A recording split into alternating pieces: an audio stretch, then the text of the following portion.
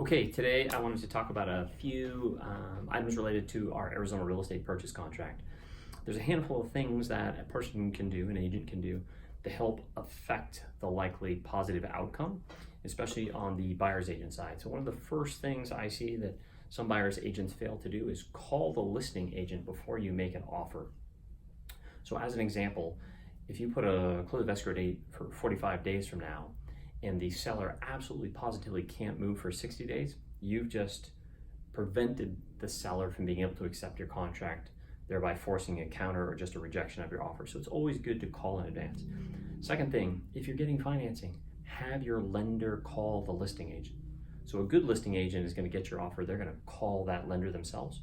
But because people are sometimes lazy, they're going to enhance your outcome if you have your lender call that listing agent and give them warm, happy feelings about your ability to get financed. Third item, and I see this a lot, line 2 on the purchase contract has a spot for the seller names, and a lot of buyer's agents will fill that in.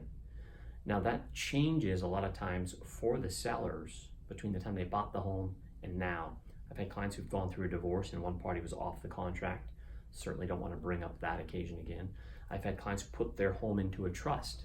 And so again, that's an opportunity, and the alternative is to, it says as identified in 9C, you check a box, and then the people who sign as seller are indicating they've got the power to convey that property. So that's best practice. Just check that box for 9C, and it prevents you from requiring the seller to make a counteroffer to you.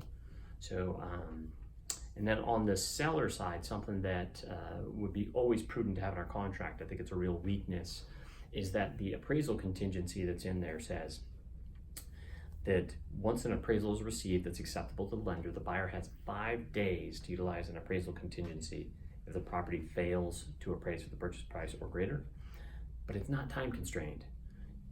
As a listing agent on the seller side, you want to say that that appraisal contingency dies at some point.